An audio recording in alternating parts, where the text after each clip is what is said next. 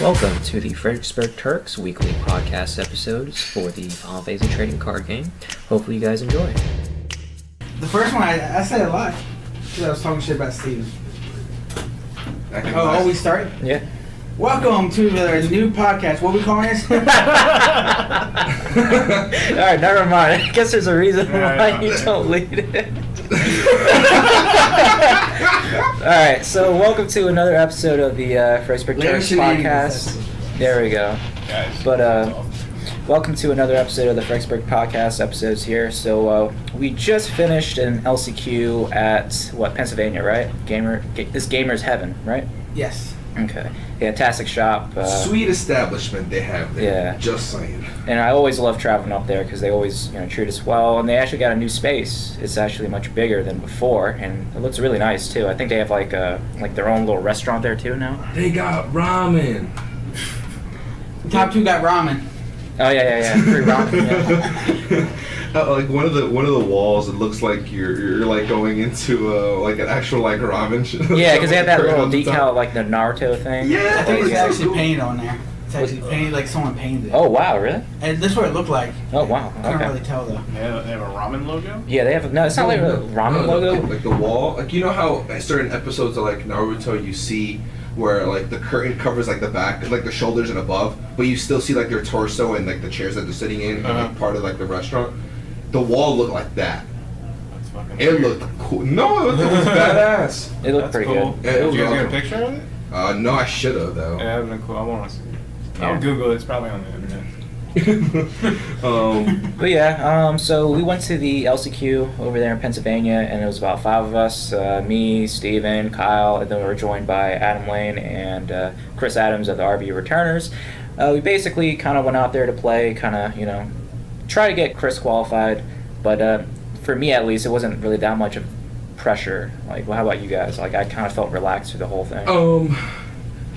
I feel like there is a great segue there because like one thing I wanted to talk about was the pressure of feeling that every event you go to you have to perform, and I feel like I'm in a position where I do, and I beat on myself when I don't, because I don't want anyone to have any sort of word to try and take away my victories from me. Like the last local qualifier I had, and then I haven't done anything pretty well since the ARG event before that, but I feel like ever since if I win something, I need to continuously win to prove that I deserve that.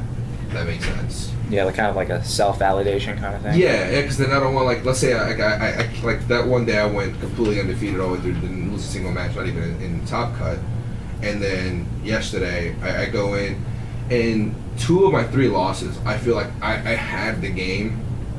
I just you feel it slowly slip away. Like first match, 4 out of the 6 damage were all EX bursts that kill a forward, and then wasn't expecting Mono Water to go back to Ash Wrestler, so then Raiden was a crucial part that I needed in the deck, and I didn't have Raiden in there because it hasn't been played all that often. So running into that kind of sucked.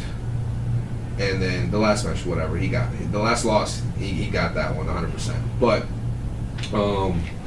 I just felt like I played really well. I did all the plays that I could have, but it just wasn't enough. I just didn't have the cards to get there, and I don't think I did misplays. I can't say there was a misplay that I made yesterday that I really was like, oh, that right there cost me the game, because I felt like I did everything how I was supposed to with all the options that were presented to me. But even then, it still sucks when you did your all and then you didn't get there, because the pressure to top every tournament or every event is there. Like, what are you trying to prove though? Like, I'm good. is that it? Is that Yeah. the bare level? Yep. I'm not a scrub. That's what I'm trying to prove. Yeah, he really needs to prove that too. I don't like this guy. But yeah, because like when I was playing the LCQ yesterday, I just showed up to play, and all 3 of us were playing Mono Lightning, because I guess we felt like it was the most safest deck for pretty much whatever you'd fight against in the meta. But as we found out, I guess that wasn't really the case, and that's partly the reason why like I'm not beating myself over the head over it, because like it wasn't that like I misplayed or anything like that, or like I made a crucial play that cost me the game. It was just literally I didn't have the cards to get over whatever I was playing against, because like I played against round 1 Mono Water Ash Wrestler, and with the list that we have now, the Idea A Day is a Bad Bitch list. Like, it's really good at popping stuff, but like it can't kill Ash. It can. Like, the there's deck nothing has in the deck that nothing- can kill Ash unless it's combat with Cyclops, and if they're running Bismarck, then it's useless. Mhm. So, like, you know, at that point, once I realized what was happening, I was like, all right, this is just my list not being good enough, so I'm okay with this. There's nothing I can really do about it.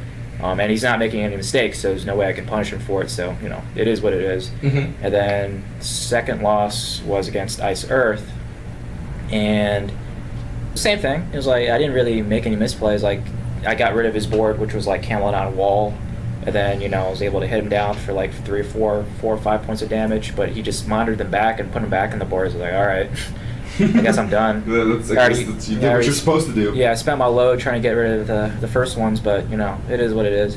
And then the last one was against Wind Lightning, and I don't feel bad about that loss at all, because he literally had like an answer for every card I played. Like, he had a Delua smack me for 5 points of damage. I couldn't do anything about it. And when I did kill it, he played another one. And I was like, all right, so this is going to happen again. And then I played like Zemus to, you know, at least block and then set up for next turn. As soon as I played it, Thundaga from Lulu, like 10,000. I was like, all right, nothing I can do about that. Played another Zemus, Thundaga again. And I was like, all right, nothing I can do about that. Played some other forwards, and then from there was just like random removal, like dragons and stuff like that to get rid of my stuff. So I guess I would be sour if this was like a couple weeks ago, because, you know, I definitely didn't perform. Going X3 in a tournament doesn't really feel good, but at the same time, it didn't really matter to me much, because I knew that I was playing to my best ability. Yeah, I mean, I can say that I did that as well, but like, even then, like, I feel like I should have done more. I know I couldn't have done more with all the options that presented me, because I did calculate all the plays I could have done, and I didn't see anything else. But I just feel like I still should have produced more. You know what I mean? Yeah, I mean, yeah. Like, I still feel like I guess I could have done better, and like, if I went X2, maybe I probably feel, you know, much better about the whole tournament experience. Mhm. But at the same time, like, I kind of realized this while I was working last week. I really don't have anything to prove, because I'm already qualified, and I already know that I'm a good player, so I don't really need to show anyone else, because I already have that self-validation.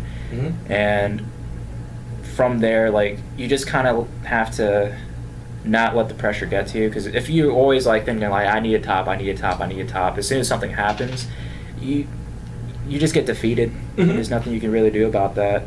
And I was actually talking to Chris like a couple days ago, and he sent me this article that this Magic player wrote, and it was about him. It's the same thing that we're talking about, like the pressure to do well in major tournaments, and how like it was affecting his personal life. Yeah. Because like he wasn't even like a professional Magic player when he started the game, but he ended up topping a major event, and because he topped that major event, he felt like he had to always perform at a higher level.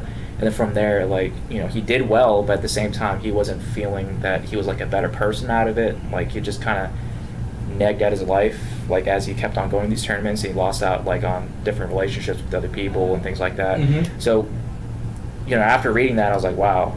Before this LCQ, the reason why I went to all the other LCQs, like, not only to block, obviously, but the reason I went to these things were, I'm going to top every single one, and I'm going to top using a different deck each time, just to show that I can play anything that I want and get a top 8 at an LCQ or a top 4 at LCQ wherever I go. And so far, I've been successful. Played Uringer Mill the first time, then played Ice, Turbo Ice, and then played Tempo Ice, and then some other stuff too. But after reading that, I was like, I really don't have to prove anything, so there's no pressure really. So I felt good about going to the LCQ and just doing my best. Yeah. That's just how I feel right now, and I don't think it's going to change.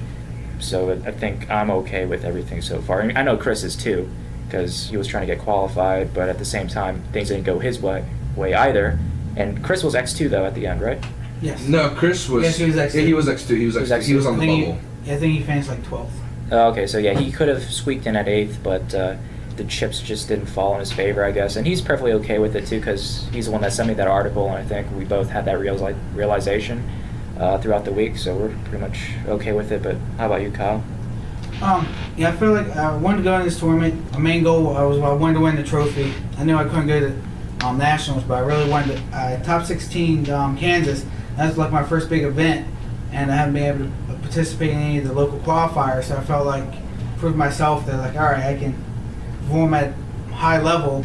That I needed this. That I was like, that's why I really wanted to validate to myself like how good I was, just like because I haven't been playing any local qualifiers, and I was just I started round one. I played against Temple Ice. My hand was Yeah, you play against Colin. Yeah, I Yeah. mean, you didn't just play Temple Ice, bro. You played against a really solid player in the and community. my hand was just very subpar. I started with 2 backups at a third cost or more. I started the play of the day. I was like, all right, next time I play Lulu and start building up from there.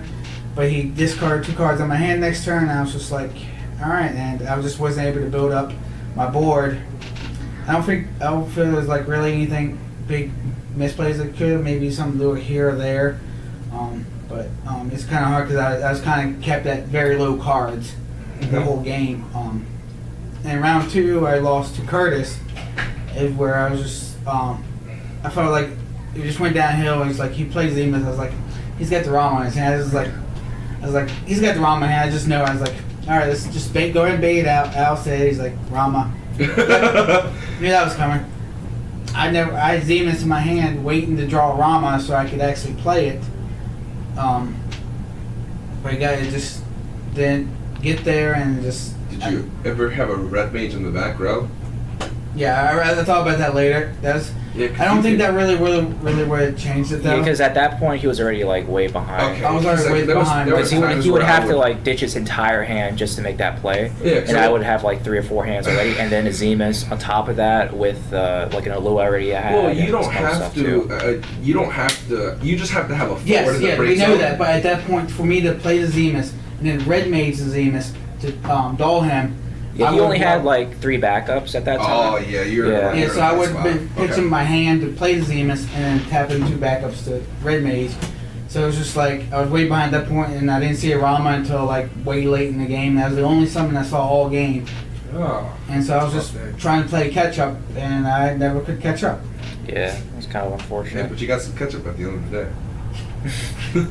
And then I just after the match, I was just sat there. I was like running that whole match through my head again. I was like, is there anything I could have done differently? Like, maybe not really. I could have done that, but I would just put me way behind even then. I was just playing from my hand, and he had hand advantage and just other cards to play. Okay. He probably would have outsetted whatever I was bringing out with Zemus. He probably would have outsetted or Rama or find some out to it, and I've just been playing discarding from my hand to play forwards to really keep Yeah. up. It was kind of not in your favor overall, but it was kind of a weird day of cards because out of all 5 of us, all of us pretty much scrubbed out. Me and Adam had the same record at the end of the day, X3. So it was kind of weird, I guess. And then the reason why I wanted to bring up this topic on the podcast at all was after the term was over, like a bunch of people like privately messaged me even this morning, like, yo, what happened in Pennsylvania? As if like, my family member died or something like that. And it was like, asked me, what's wrong? What happened? Oh no, what was the issue? It is what it is. Can't perform at every single tournament that you go to. I mean, you can try, but It's not not that every you time. can't perform at every tournament. It's just that it's not always guaranteed. Yeah. You play good players that are sometimes just more on point than you are, and you're experimenting with different decks every time too. It's not like you're going there and playing one deck that you've played ritualistically at every local. I mean, how many times did you go playing the one deck for these qualifiers? So and you here- switch to lightning and then you get it. Yeah, so I was playing Earth the Wind, and it was very similar to Sam's build back from what he won Kansas with, except I changed out a couple cards and made sure Mog 11 was in there, because that card is just the epitome of a toolbox card. But I ran that deck for quite a while, and I think I played it really well. I mean, I put so many reps into it, and I kind of knew what a lot of the matchups were, but I felt like I kept on coming short.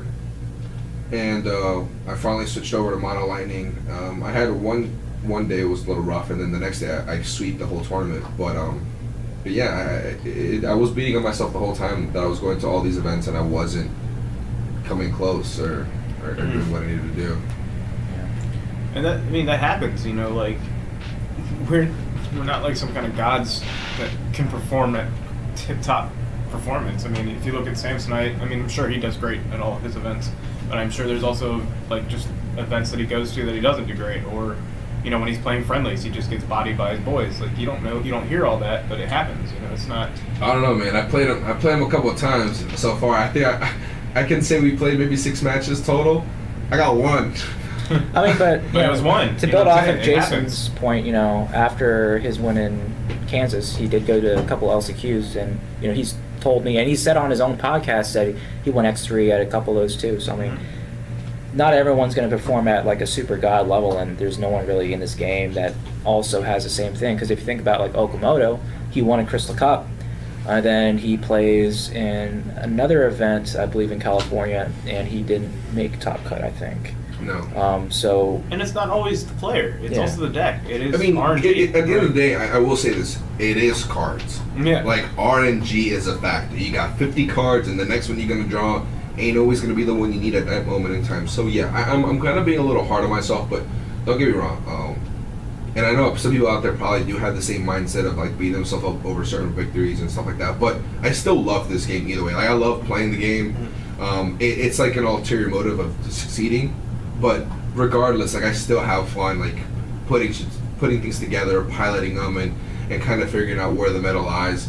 And I can say that yesterday was definitely a learning experience because I don't know what my Nats deck is going to be, but if it is Mono Lightning, I am going to be testing a lot against Mono Water with Ash Wrestler being a focus, with the current list I have now, or maybe tinkering it a little bit, because Ash is a huge problem. And most lists that came out recently were just Mono Water Vikings with monsters. And if they're going to go back to the summon without the Cleons and going back to summons and Ash and Rasta, which is not a bad pick because that's them going to monsters is what made Mono Lightning a lot better now. So if they start going back, it'll kind of put Mono Lightning in its place a little bit, and then you just got to test for it and prep for it and also figure out what other things you need to do. So it was definitely a learning experience, and it kind of puts you back on the drawing board on what I need to change in this deck. Yeah, and also you know, the LCQ yesterday, it was just a fun trip.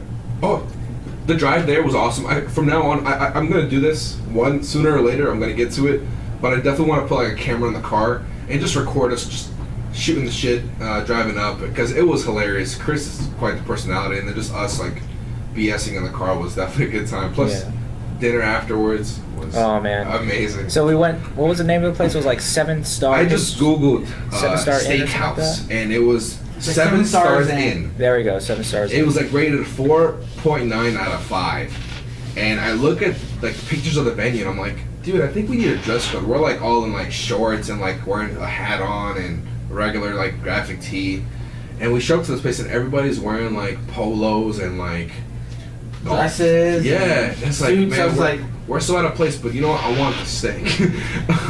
Just to let you guys know, like, this is not your stand-of-the-mill restaurant. Like, if you want a steak, it's like $60. It was a high-end restaurant, but it was totally worth it. I was happy with it. But yeah, it was a lot of fun. Definitely a good experience overall, even if we, you know, didn't perform as well as we wanted to. And then I also want to give a shout out to Mike Byrne. And then also like, just the Pennsylvania crew in general. They always treat us well when we go up there. This is my second time going up to Gamers Heaven. You know, shout out to Colin as well. Glad to see him again. And he also got second in seed, I think. Yeah, he was second seed. Yeah, and then Nicholas Schnell took the entire thing. So congratulations on your qualifications. See you in Los Angeles. I want to bring up the topic of sportsmanship, just for the fact that like there was a case you see here and there, and it kind of goes piggybacking off of me being hard on myself with me not performing right, because I get that. As you guys heard, I beat myself up over me not succeeding where I need to be or certain matchups, but I'm doing that internally, and I'm not letting my opponent see that, because I don't want my opponent to feel like I'm being sour at them taking it from me. You know what I mean? Like, but all my matches, they got it. I shook their hand. I was like, hey, good job. It is what it is. Keep it moving. But there was just I seeing in the tournament, you see someone just get very upset, and you know, you play the match, it's like, hey, you want to play another one, and then they're just like, no, I'm not in the mood, and you see the response on how they said it, and you can tell that they're upset, and it may not be towards me, but the way you said it made it feel that way, and you just be aware of what you say and how you say it, because you should never try to put someone down because you lost your match. You know what I mean? And that just goes for everything. Definitely show sportsmanship. I would shake somebody's hand afterwards, and definitely don't bring up saying like a certain victory was just straight up luck, because then you're discrediting what they did. You don't know how much time they put into their deck or how many times they played your matchup or what they could have done, because maybe a card is in there for your matchup. You know what I mean? And it's not going to specifically talk about one individual person, but this is for everybody to learn. I mean, this podcast is one of the many things this podcast is for. Don't try not to discredit what your opponent did with you. That's pretty much all I'm trying to get at. Because this community is a lot better than most, if not every other card game community out there. Yeah, speaking on that too, like coming from Yu-Gi-Oh, there's been lots of times where I'll see people playing and a top player or some top players will be like, they lose to someone who they feel isn't very good. Yeah. They suck, basically, and they just playing the deck that just they feel is auto wins, not playing a skill deck. They're like, I fucking lost to a fucking scrub, like shit like that, and like I saw Sometimes that they a even lot. say it to their face too. Yes, yes, Yeah. and that's why I was talking about that. They'll say it to, it's like playing this shitty ass fucking deck, and it's like you shouldn't have fucking won. And I've seen that plenty of times. When Yeah, that's like playing unfiltered too. That's literally what they say. And we don't. I mean, I haven't seen something to that extent, but even something minor like saying that was like in a very upset tone, like that was just luck. Unless you have this many copies of this card, that was just a lucky win. Like, no, what if I tested against your matchup? In the meta, there's a lot of 2 CP things. There's a lot of 3K forwards. Maybe Cyclops. That's why Cyclops is a thing. That's why Shadow Lord is a thing. So, I mean, saying that one thing is straight up luck, you're discrediting either the time that they put into the deck or the time that they put into the matchups testing for what what they went through. You know what I mean? So just be mindful of that. Well, it's like going forward. it's a retrospect to our episode 2 when me and Adam Lane we're talking about the Drawing a blank here. Yep. Just edit that out. Nah, I feel like we should keep that now. Yeah, I think we'll keep that in. I don't sleep, people. Hey, it is what it is, man. No, okay, I've got it. It's when episode 2, when Adam Lane and I we were all talking about the luck factor, or not even the luck factor, the saltiness, and how it's okay to be salty, but just direct it in the right direction. Like, be salty at yourself for not performing as well, or like just understand that your deck is RNG sometimes, and when you take that out on somebody else, it's just not fair to them. And we encourage people here in our communities to always shake hands after a match. I noticed when you played Hunter Nance, Curtis, like the other day at Richmond, you guys shook hands immediately on the stream. It looked beautiful. Like, it was just a beautiful moment for the community to see, and I want everybody to do that. Like, it's important that you show your hand. I smack your hand out the way. But, like, it's something we've always done here at YHB, like, in our community. We always shake hands after a match, and unless, some people get up and leave. But, it happens, I get it. But, it's the best thing to do is to just always respect your opponent, regardless of what happens. Just understand that this is a person, too, and they're here to have fun just as much as you are. Yeah, and I always try to extend the handshake as soon as the game's over, whether I win or lose. Mm-hmm. Just because that's the polite thing to do. Right. Like, I rarely pop off, but even if I do, I make sure I handshake first and then I pop off. But Yeah, I mean, there was a couple times when I made like huge misplays and I knew I lost, and it was tournament finals and I lose, and then Curtis is like, he slammed his deck down and he's like, you know better. And like, it's because we're a team, we can do that to each other, but like anybody else, you don't do that, obviously. But of course we shook hands after that, and I was salty as hell because I didn't want to lose, and I misplayed. And not only did I misplay, I misplayed again right after that. So it was just like back to back, I'm just going to get dumped on now. But I mean, you can be hard on yourself, but and I'm sure that was the case, but it just also be mindful of how you're presenting it, because it can come across as the wrong way. And all this is just a learning experience. So that's all I just want to put out there. always check your tones. Yeah, exactly. And plus, even if it's like a first round of like a tournament or whatever like that, you have no idea whether this is their first tournament or this is like their first event that they're traveling to. So you might as well give them the best of the community. Yeah, as you soon as reflect the the game Final starts. Fantasy community, guys. Like, everybody needs to understand that, and we want everybody to know that we are the better community to join, because this game is still young and we can use all the people we need. Just bring them all in, so show them that we are a great community. But yeah, I think that kind of wraps up everything that we wanted to talk about today. Episode's a little shorter just because we're trying to catch a movie pretty soon. We're watching what's it called? I don't know. Happy Day Murders or something like that. I don't Happy know. Time Murders. It's basically the rated R Muppet movie. Shenanigans. Yeah. So we're gonna catch that movie pretty soon. I think it starts in about 20 minutes. Mhm. But did you guys have anything to bring up before we wrap this up? Oh, about the giveaway we were talking about last week. We didn't really promote it very well last week. So we'll go extend the time we'll give it another week. See, give you guys more time to share and like our page. If you just do that. Well, we definitely have we have those thus far. We do have some winners that won it. Okay. We have it was Cody Snodgrass, Matthew Okimoto, and then Molly Moss. Molly Moss. So I mean, they're going to be getting. I'm going to go ahead and I have them on my Facebook, so I'll just go ahead and message them for their address, and I'll ship that stuff out. But also for the rest of you, there's still 3 more things to be earned. So go ahead and like, comment, share, subscribe. I mean, Do what you gotta do. Support we the got some channel. pretty good content. I mean, just be proud of it, share it, let people know we Yeah. here.